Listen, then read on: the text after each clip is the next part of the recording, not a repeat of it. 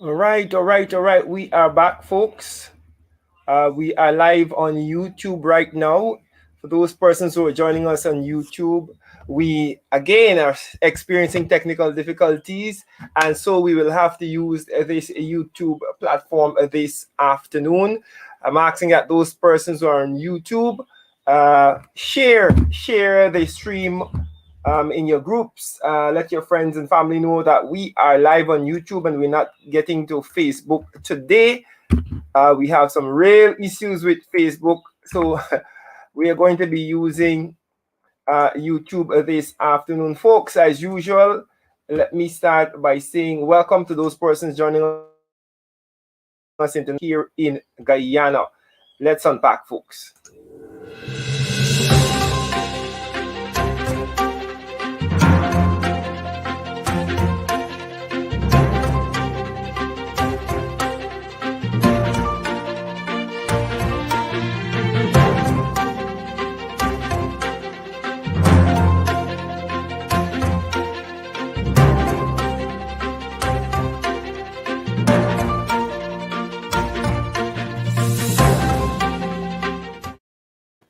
Right, good afternoon again, and welcome to the live this afternoon. Welcome to the rush. We of course apologize for the late start. We're going to be on for just a few minutes, about a half an hour. We want to talk about the security sector this afternoon, but of course, I like to say to you, let us know where you're joining us from.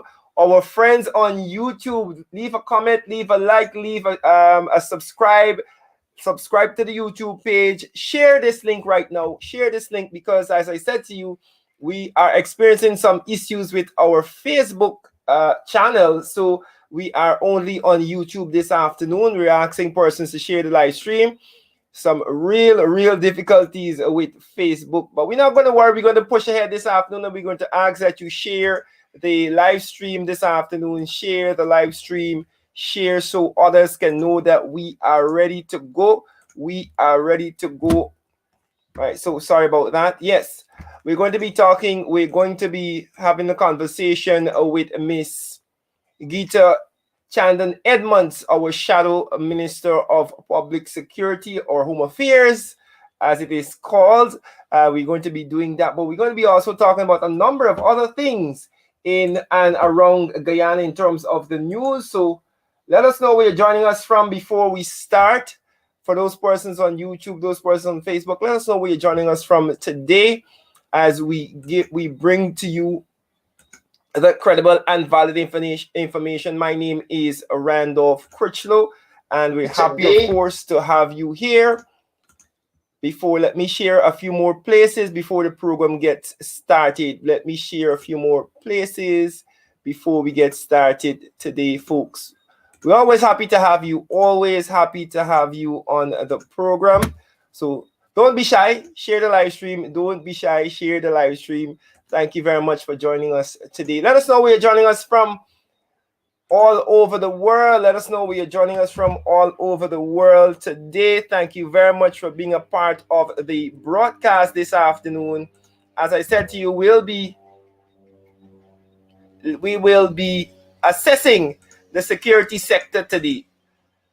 We'll be talking with our former magistrate and our Shadow Minister of Public Security, Ms. 𝐓𝐡𝐞 𝐑𝐮𝐬𝐡, and we'll be hoping to unpack some of the things that are happening there. Of course, we know the issues in the security sector. We know those issues, and we want to talk about them with her. A number of questions posed in Parliament, and we are hoping that she can answer some of those questions, answer some questions about the questions that she posed. So we're going to be doing that in just a few minutes. I think we were getting, hold on. 1 second, who is trying to call? Folks, we're not dealing with calling at the moment, so just hold on. I know persons were anxious to call in on the program. Right, folks, let's go to our opening take this afternoon. As we normally do. our opening take this afternoon. I find this very interesting, folks. I find something very interesting as we encourage you to share the live stream, with your friends and family. Let them know what is on. Let them know what's on. We're going to be talking about something quite important today, the security sector, and what is happening with the Ministry of Home Affairs, what is happening with that no confidence motion filed by the APNUFC against the sitting Minister of Home Affairs, Mr. Robeson Ben. What is happening around the country in terms of security? What is happening in Guyana as it relates to the Guyana Police Force? We don't need to say much. We really don't need to say much when it comes to the Guyana Police Force. You know, you've been observing what is happening, and you of course can see for yourselves what is happening with the Guyana Police Force. But before we get there, let's jump into our opening take this afternoon, folks. And because I find it quite interesting, particular thing that happened, and I point it out to you. Let's get straight to our opening take.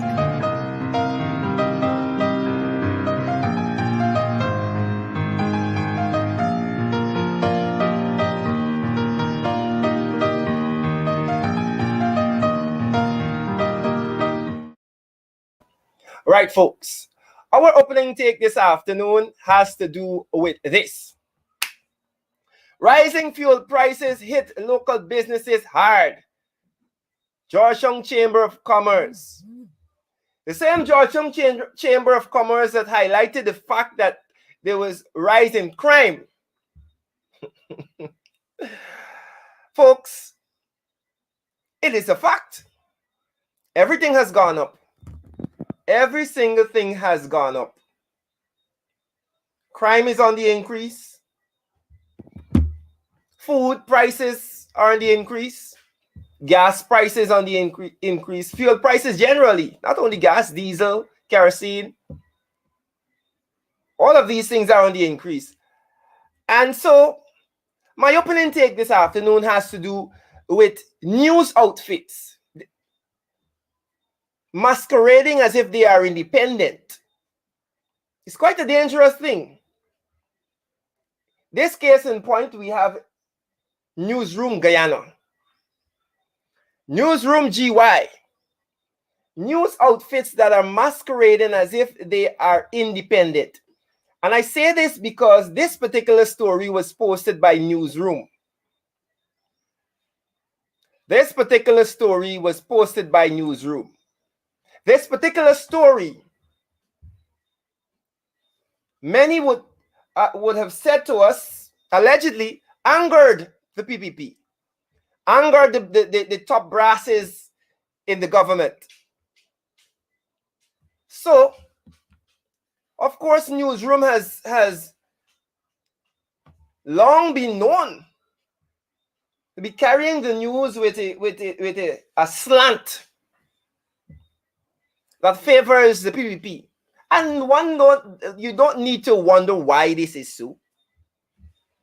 But allegedly, this particular report angered the top brass of the PPP. Why is Newsroom carrying a negative story? They don't know that they are a government outfit.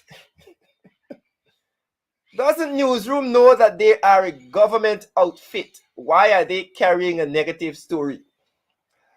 So, if you go to Newsroom right now, you will see this. If you look for that particular story, this is what you will see. We are sorry, but we cannot find the page you're looking for. Probably something we've done wrong. Well, this page is no longer there. Error 404. That page, my friend, that story was taken down. That story was taken down. And you're wondering why. I'm sure if you're looking at this now, you're wondering, why would Newsroom take down the story? And this is my opening take this afternoon, folks. Why would they take down the story?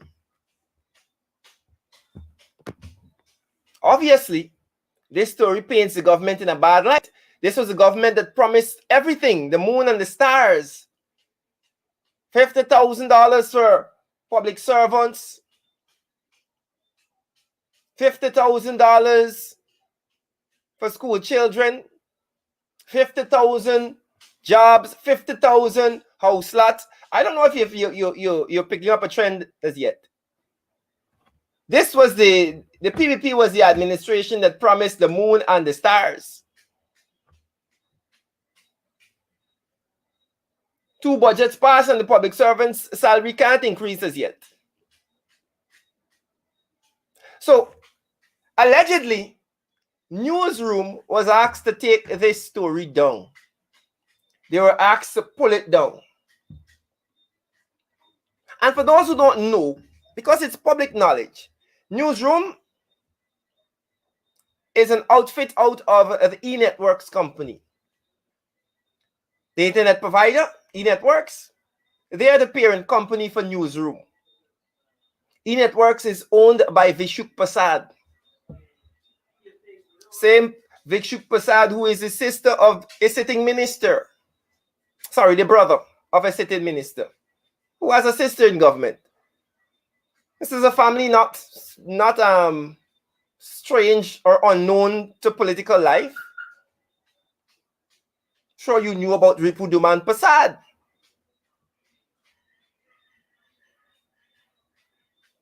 𝐓𝐡𝐞 Prasad, who is very close with the PPP, owns 𝐸networks. He also owns Newsroom. I may stand down if I'm incorrect, but Newsroom operates out of 𝐸networks.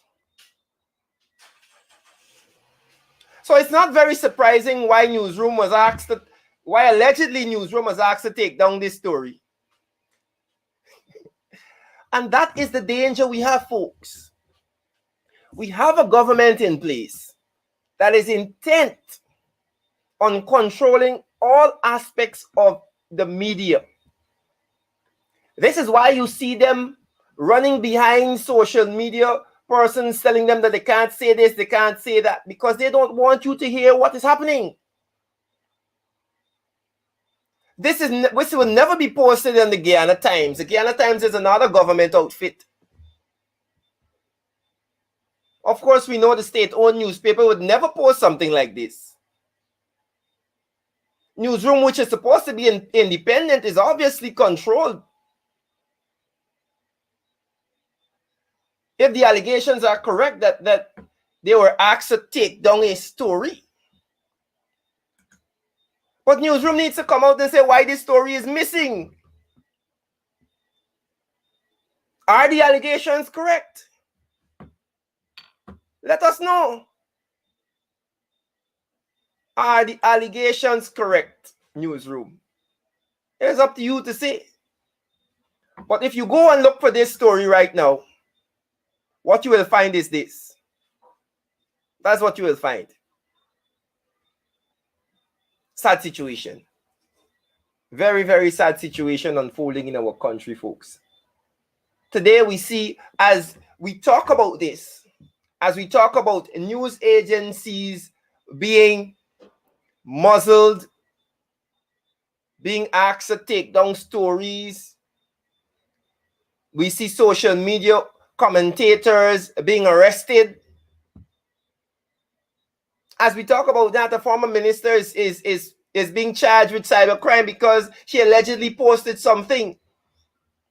This is the sort of fear that the PPP wants to instill in the psyche of Guyanese people, that you can't dissent. You can't speak ill about this government. You can't, because one minister said that he was emotionally distressed.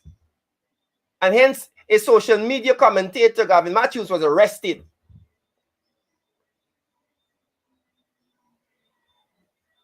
Folks, these are the things we have to fight against. These are the things we have to guard against.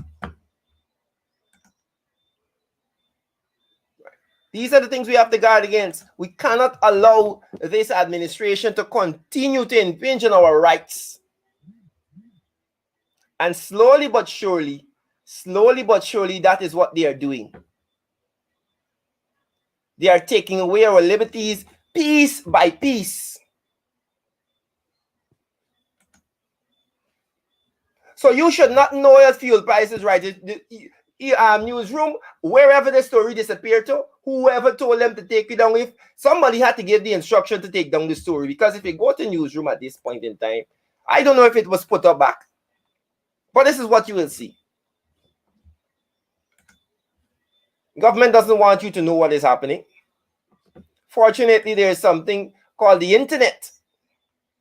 So fortunately, there's something called social media that they have no control over. And that is paining them, trust me.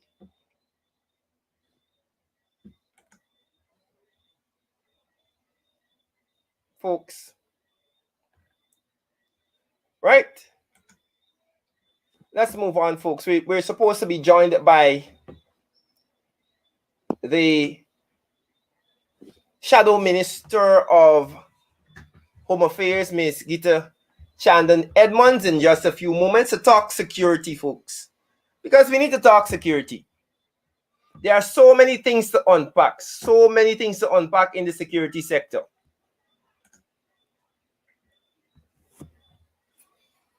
Robson Ben. A man at sea? That's a good question. That is a good question. What is he doing?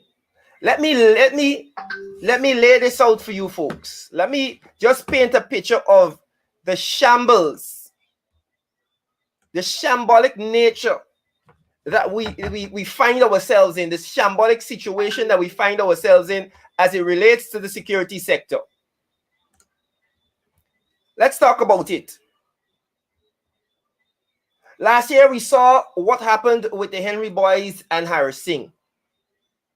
More than a year later, or close to coming up to a year, sorry. It's coming up to a year. We have not gotten anywhere in that case. I will just lay this thing out for you, you know. This government refused. This government under this man refused the assistance, refused the help of the forensic experts. That's just one area. The Guyana Police Force had no intentions of seeking any help to solve the murders on the Robson Ben. The Guyana Police Force. Let's come to the Guyana Police Force and the shambolic nature that they're in, the shambolic situation that they're in at this point in time. Let's talk about that. We have a police force where every day some manner of corruption is being unearthed. Millions of dollars missing on the Robson Ben. The police force in itself can't figure out how to move away from political pressure. We had 2 elections. Crime is on the increase. Crime is on the increase, folks. On the Robson Ben. Let us not talk about the Police Service Commission. Let us not talk about the Police Service Commission. 130-something officers would have been promoted.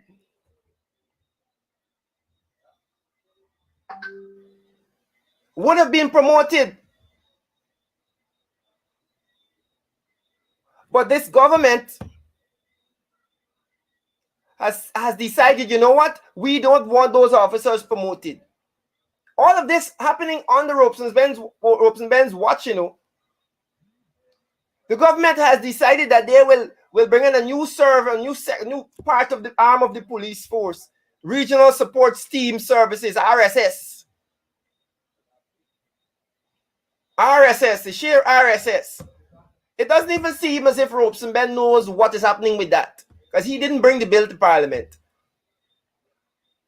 At the same time this is happening, folks, we are seeing unprecedented levels of crime and criminality. both petty crimes and serious crimes.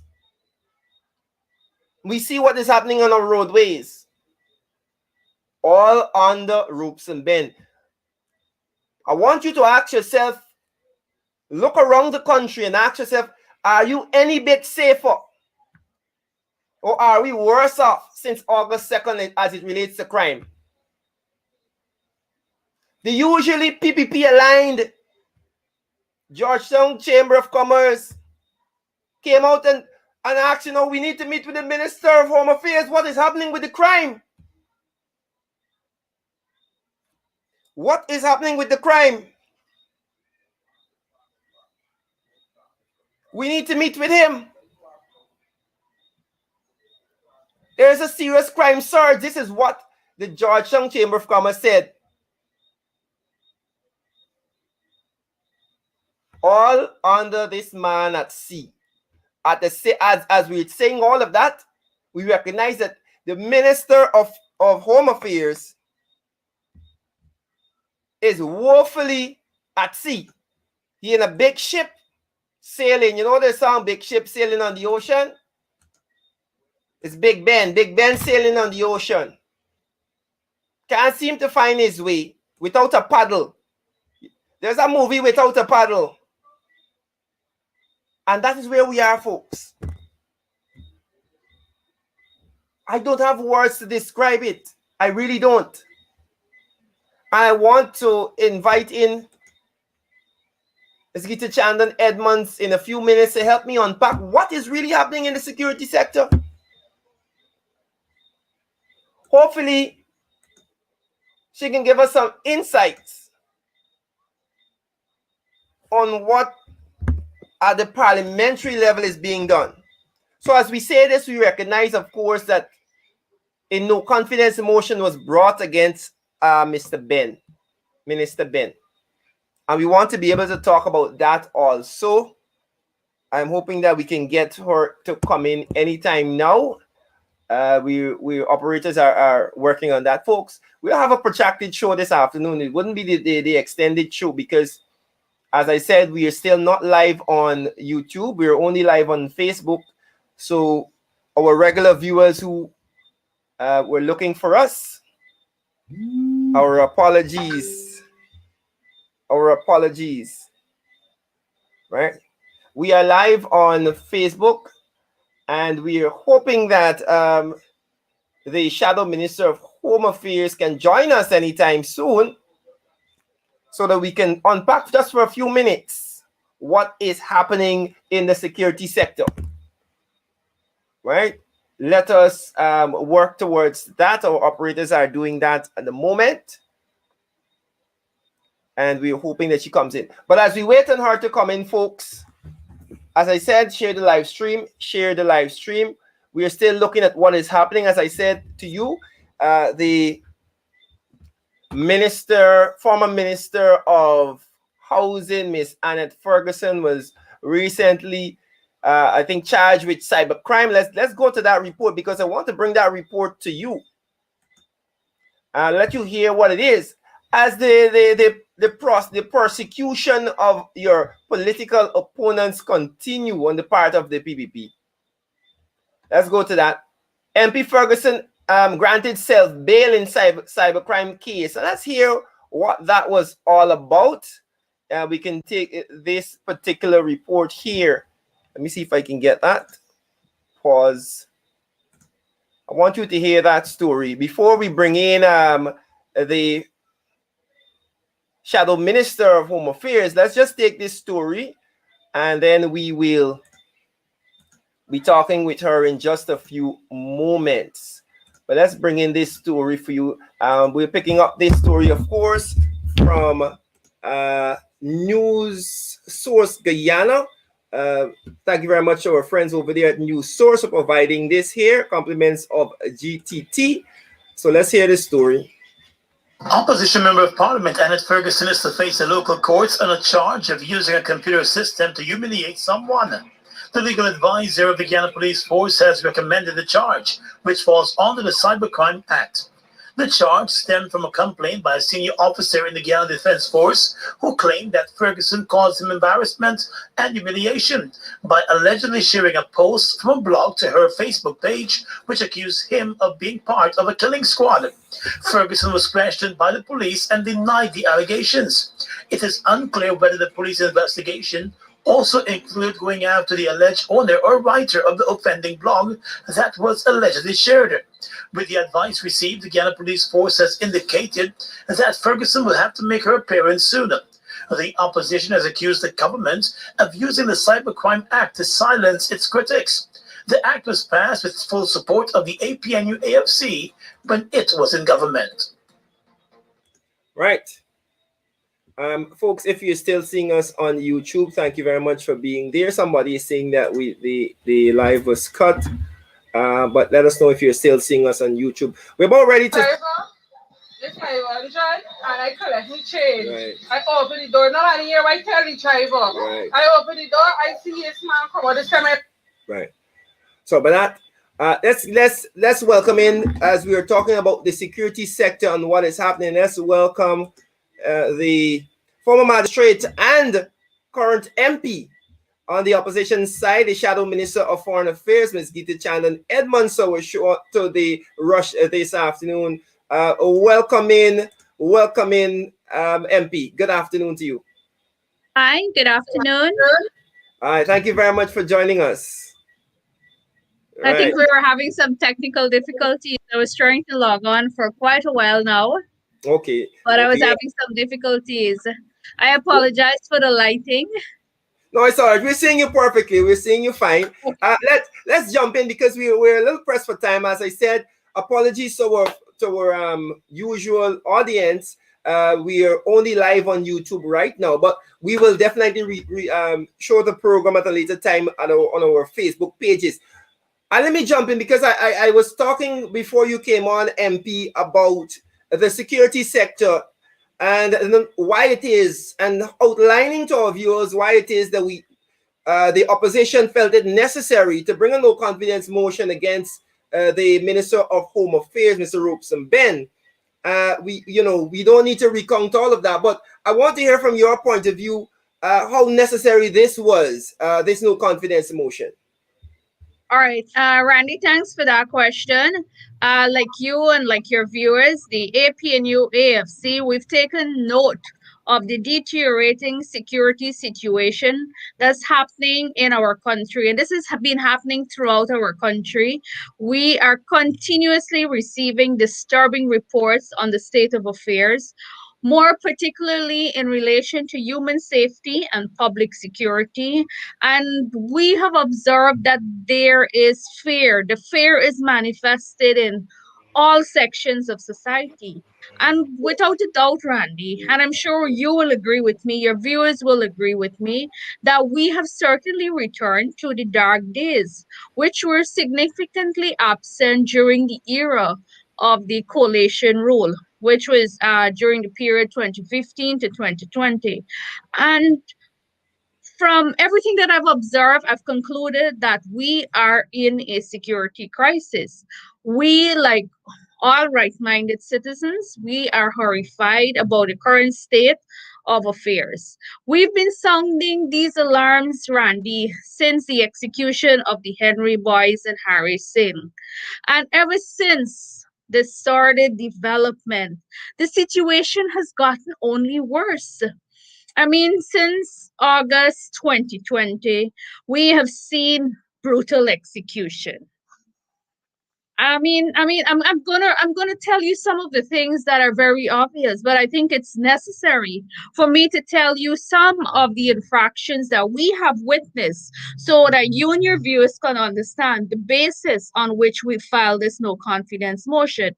The Honorable Minister of Home Affairs, he has presided over crisis after crisis since he was appointed in that chair. And under his watch, Randy, we have seen so many things happening. We have seen the deprofessionalization of the security services. We are witnessing the excessive use of force by some ranks of the Ghana police force. And I must mention to you that I've written the Commissioner of Police on this matter. And I mean, basic courtesy dictates that you acknowledge receipt of a letter. I have not received even an acknowledgement. Anyway, that aside, so since August 2020, we've seen the arbitrary arrest and the detention of public officers. We've seen politically motivated charges. We have seen the largest drug bust in the country's history. We have seen the arbitrary arrest and the profiling of certain Guyanese. And we have seen at one point, it was almost daily prison breaks we were seeing. We've seen the people's representative being locked out of the house. This happened only recently. I mean, not so recently at ACC. And the Ghana police force, in my view, Randy, it has reached its lowest ebb. And there is an unprecedented surge in crime. And we have seen the untouchable drug gang operatives parading the streets. We're seeing strange tinted vehicles with sirens blaring and pushing us out of our ways. That I mean, I've been a victim of this. This is happening to me almost on a daily basis. Yeah. And we've seen recently the daring execution of a citizen Yeah. under bright lights and Yeah. state camera. Yeah. So I think in national interest, the honorable gentleman who has responsibility for the security sector should do the honorable thing. Throw in the towel, resign before more harm is brought to the nation. We don't need to wait on a no confidence motion to apply the doctrine of ministerial responsibility. Yeah. The minister has shown that he is certainly on a mission to break the records for the worst ministerial outing in the archives of our history.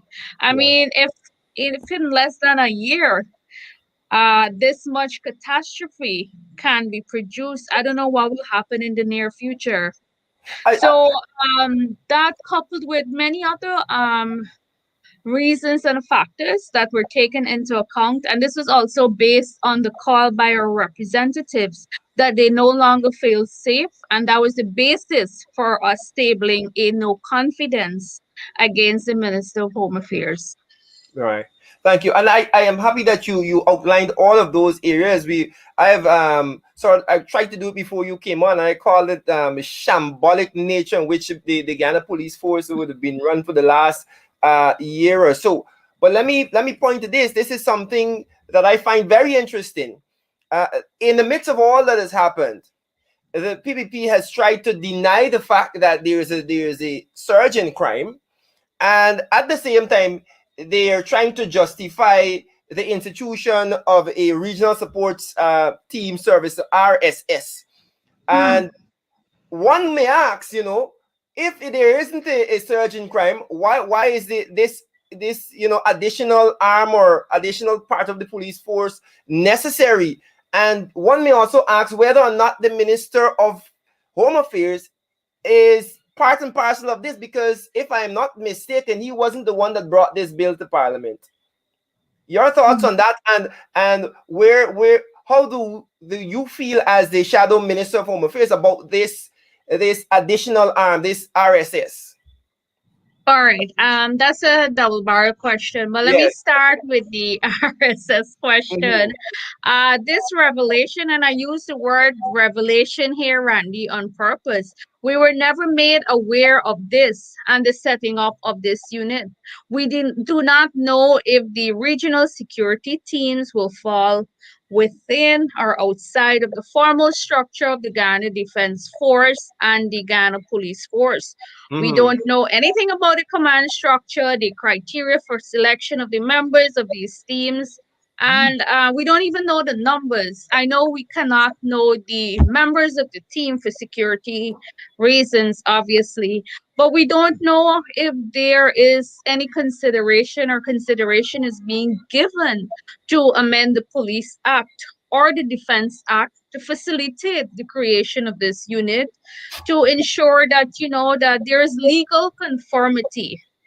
Will Yeah. this team be open to recruit of new members? Will they be advertised? We don't know what considerations by the Defense Board led to the idea of this new initiative. And like you rightly pointed out, this was not an initiative that was touted by the Minister of Home Affairs. This was touted by well, I shouldn't say touted. These answers were given by the Minister of Governance. Governance. Yeah. So I mean that tells you a lot. Is it Yeah. that they have absolutely no confidence in the Minister of Home Affairs? I mean, we can certainly draw our conclusions. Yeah. So Randy, there's so many questions surrounding the setting up of this unit. We don't know what were the considerations that led the Defense Board to the setting up of this new unit. And like I've just said before, it could clearly be a case that they have absolutely no confidence in the subject minister. Yeah. And it can also be, Randy, that there is an acceptance that there is an upsurge of crime. We Hmm. don't know. We don't know of any concept note which is guiding the formation of this unit. We don't know if the RSS will have what do you call it? New emblems, Yeah. uniform or identification, which will be separate and apart from that of the Ghana Police Force and the Ghana Defense Force. We don't know if the joint patrol structures, which have traditionally guided cooperation between Ghana Police Force and GDF, have been rendered redundant Yeah. or Yeah. non-existent with the formation of this unit. So, in essence, what I'll say to you, Randy, is the RSS initiative is one that is shrouded in secrecy, and there are so many questions. Yeah. And as shadow minister of Home Affairs, you can understand the amount of questions that are asked of me daily. And some of the questions and some of the concerns that I've just highlighted to you, I do intend to ask these questions in the National Assembly. Yeah. I want And to, I I believe want to there was another question that you asked me in relation to crime. Yeah, I want to. Before you get to that, I think we'll get to that. Because I know that you asked the minister in the last sitting of Parliament whether or not the creation of this new thing and them putting all this money towards this is an acceptance that there's an upsurge in crime, and he started trying to dodge and bob and weave and try to get away from the question. Hmm. But it was the Georgetown Chamber of Commerce who sought a meeting with the minister only recently, Yes. citing the upsurge in crime and how it would affect businesses. The Georgetown Chamber of Mm. Commerce seems to have a lot of power because the other day they asked a meeting about the COVID infringement from a particular hotel and casino, and they got the next day a big meeting with the And then president. there was also a warning from the U.S. Embassy. Yes, yes, yes. So that So go ahead, I'm go ahead. sorry to cut you, but Randy, without a doubt, there is an upsurge in crime. I've written to the Commissioner of Police in relation to this matter. And like I've said before, I don't know what has happened to common courtesy. There's not even an acknowledgement. Even if you don't want to answer me, just acknowledge receipt of my letter. I Yeah. mean, you can pluck numbers out of the thin air. You can Hmm. tell the nation, you might try to appease them that there is a decrease in crime, but we see what is happening. So to tell anyone that crime is on the decrease, that would be nothing but untruthful. Yeah. We've seen so many reports of crime in the public domain, and like you've just pointed out, that is what has prompted the Chamber of Commerce and the U.S. Embassy to issue statements and advisory. The minister has to state And I've said this already, he has to state what steps will be taken to address and to prevent occurrences. And he also has to tell us what is the government long-term policy to address the rising levels of crime. And I say to this government, and I've said this before, and this has fallen on deaf ears. You talk about a one Guyana, but you're operating as if we are not in existence. I've Yeah. said to the government and I've said to them before, let us sit, let us discuss operational areas, let us have a national conversation because, Randy, we all should be concerned about the deteriorating security situation. And the government, they must assuage the fears of the citizens. And they have to put in place measures to ensure that our citizens are kept safe. It is Yeah. basic, and the minister knows this. Public safety must be it must be a paramount concern for any government. And we certainly cannot risk reverting back to the uh what it's called the dark age era. Yeah. I let me say this, and when you talk about fears and concerns of the citizens, many persons have sounded the alarm that this RSS would has shades of the black clothes, and we know about the issues concerning or surrounding the black clothes.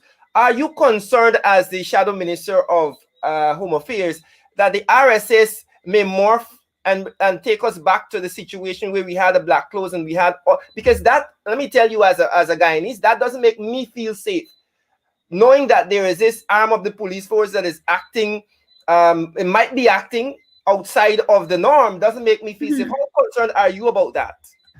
I would want to give them the benefit of the doubt, Randy, and the concerns that I have highlighted are those concerns that I share with a lot of citizens.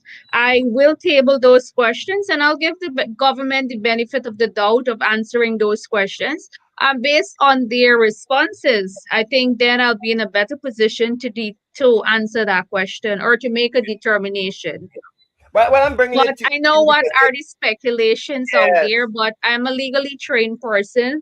So I believe in giving persons the benefit of the doubt. yeah. Well, I can agree with that. I can see where you're coming from. Let them answer the questions, and I know that you're putting those questions to them. How is it? How is this going to be different from the black clues? And because Guyanese are concerned. Let me tell you this: people are concerned about that. But let's move on.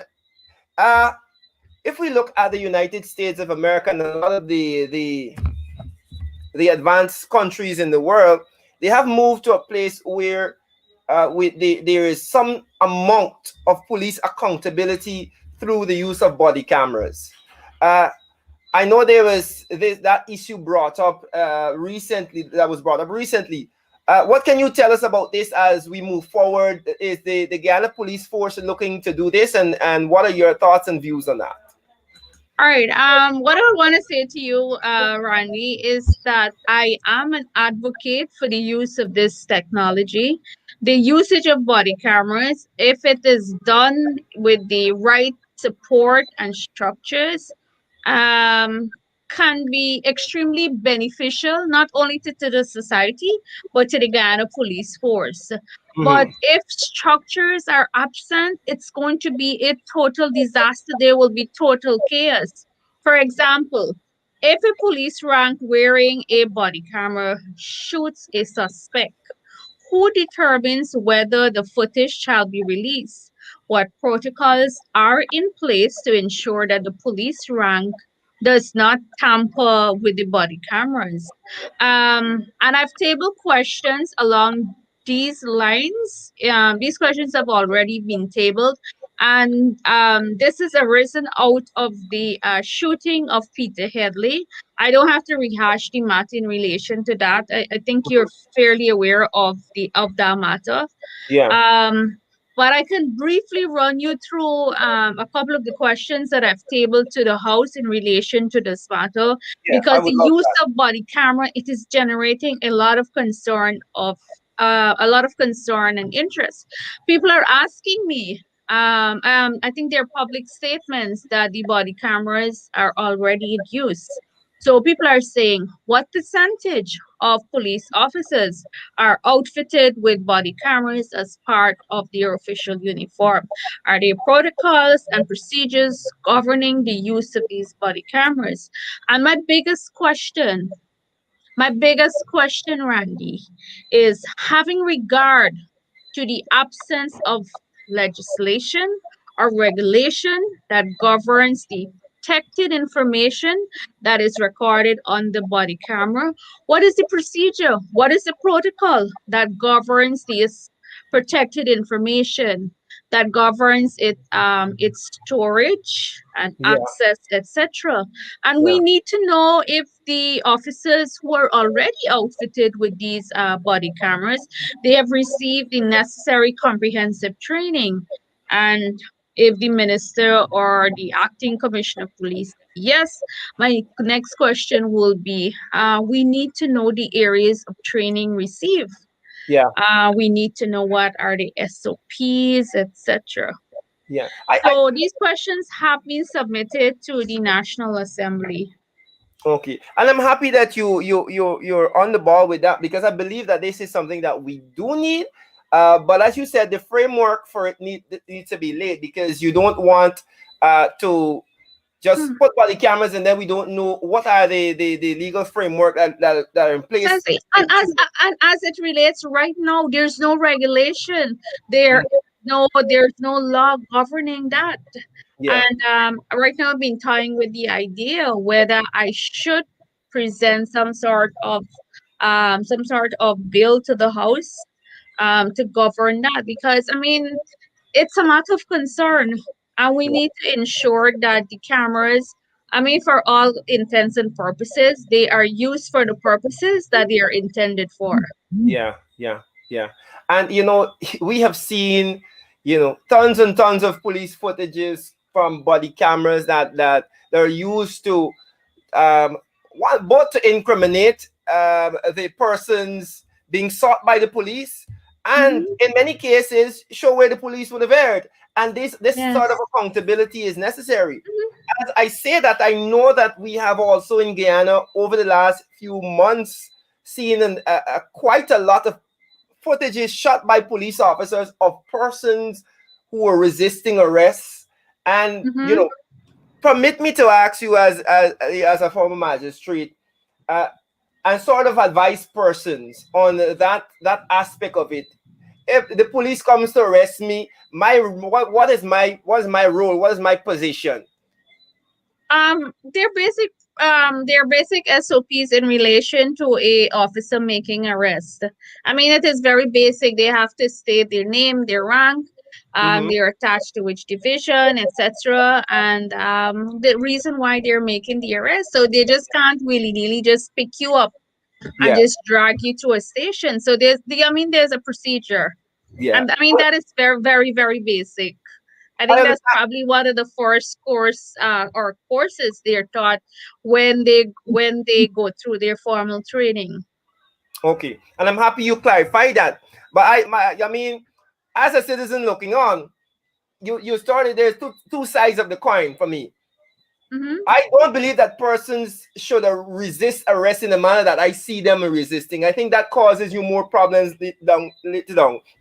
Uh, What what uh, advice I- what advice I'll give to the police officer is that in the execution of your duties, I mean, sometimes I'm not saying that all police officers are rogue officers. I'm not saying that all citizens are rogue citizens. But what I'll say to the police officers is that you have a duty to be professional. mhm, You have to be professional, and you must only use force that is reasonable. mhm. And there is that borderline. Once you exceed that reasonable force, then you're bordering on excessive force. And Yeah, that's where the attention now is on you. And that's yeah, where you've erred. It means you've breached your SOPs. yeah, yeah. And then I would throw in there my caution to citizens who, because I've seen situations where police officers are very very professional and persons just decided they ain't taking, they ain't putting their hand in the handcuff or whatever, I feel that that's not the place to go. My teacher used to say, comply and then complain. And so I would want to caution our citizens, let's have that professional relationship with our police officers. You may not feel that you should be arrested. Yes. You know, let's deal with the complaining when we reach the police station. Don't make a big scene and fight the police. I find Yes, that as yes. so repulsive. But when you get that sort of resistance from citizens, it means that there is a high level of distrust among Yes, citizens in yes. relation to the conduct of these police officers. And I'm Mhm. seeing that manifested because of what is in the public domain. I mean, I've seen several videos. I mean, my WhatsApp is flooded daily Mhm. with videos and complaints of persons where police are being excessive Yes, yes, in the that's use definitely the case. of their powers. Yeah, yeah. And this is why this issue of body cam is so front and center right now and so important. And we're happy that you're Certainly. pressing for that. Uh, for magistrate, MP with responsibility as a shadow minister of Home Affairs, 𝐓𝐡𝐞 𝐑𝐮𝐬𝐡, we want to thank you very much for your contribution to the rush this afternoon. It was lovely. Don't be a stranger to the rush, you know. I have so much more to tell you. I've tabled a couple in addition to probably 8 questions this afternoon. I Um, wanted to give you an opportunity. We have something on our program called One More Thing. So I'll give okay. you an opportunity to add those other things, those other things that we left out in our discussion in our One More Mhm. Thing. This is your opportunity right now. I'll give you an opportunity to leave anything else with the viewers. Go ahead. I don't think time will permit me Yeah. for me to leave that one more thing with your viewers in relation to the questions that I've tabled to the house this afternoon. But I will tell you that there is a particular matter. Let me just reach for this file that has Yeah. really touched me. It's in relation to the fire at the psychiatric institution at Fort Kanji. The mother reached out to me, and she's of the firm view that her son died as a result of the negligence of the staff who were on duty. So that's one of the questions that I've tabled to the house this afternoon. I mean, we know the procedure. The clerk will have to look at it and ensure that there's no violation in relation to the standing order. It goes to the speaker and then it is published. I've also asked a host of other questions. Maybe when you want to have me again on your program, I'll tell Yeah. you about those additional questions that I've tabled and those questions that have already been published. Yeah. Well, I'm happy that you're doing that, and we're happy that to have you on the rush for this first time. Thank you very much, and do enjoy the rest of the day as we continue to look at what is happening in the security sector. Quite an interesting discussion. Miss Shannon Edmonds, thank you very much, and do enjoy the rest of your evening. Thank you for having me. Stay safe. Bye bye. Right. Bye. Right, folks, you're talking there with the Shadow Minister of Home Affairs, former magistrate and MP on the opposition side, Ms. 𝐓𝐡𝐞 𝐑𝐮𝐬𝐡, on the happenings in the security sector. This will bring us to program time, folks. We want to say thank you very much for being a part of our program today. To our friends on Facebook, this is a rebroadcast because we will be sure this is a rebroadcast. Thank you very much. We're sorry that we weren't able to bring the program at our regular time, but thank you very much for being a part of the program today. My name is 𝐬𝐡𝐞. Thank you very much for staying a few minutes with us and unpacking what happened in the security sector over the last year. Thank you very much, and do stay safe.